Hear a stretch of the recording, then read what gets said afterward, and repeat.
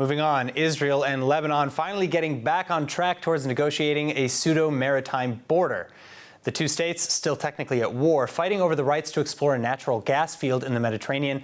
And now the United States, which is brokering the talks, has appointed U.S. State Department Energy envoy Amos Hochstein as mediator.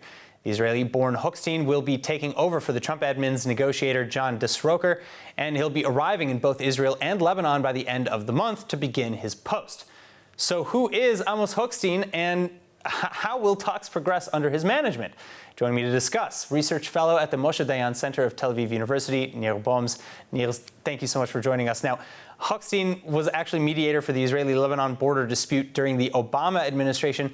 But what else can you tell us about him, and are you pleased with his appointment? Well, Amos Hochstein is somebody who's very familiar with the issues at hand.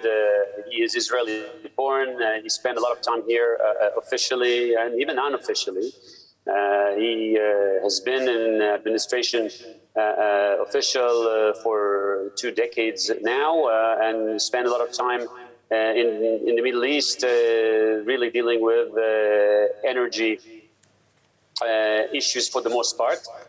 Which is certainly very relevant to the issue at hand. The Israel-Lebanon agreement has a lot to do with the gas fields that in the Mediterranean Sea. Well, so how exactly does he differ from his predecessor, John Disroker? Well, the two are obviously experienced as well, and they're different people. But I do think that when it comes to this particular disputes, the previous negotiator actually was able to lead a process that came fairly close to a point of agreement, which in the last minute, due to a push by the pro-Hezbollah camp but the government of Lebanon, had changed the Lebanese positions completely and even increased the gap between the two parties. The task remains to try and mediate, and I would also say that Lebanon needs this mediation much more than Israel. So where are there still disagreements in the dispute, as specifically as possible? And do you think that Hochstein will be successful in addressing them? Well, the disputes, if you take the Israel-Lebanese border, the land border was delineated under the decision 1701, and again, following the Second Lebanon War.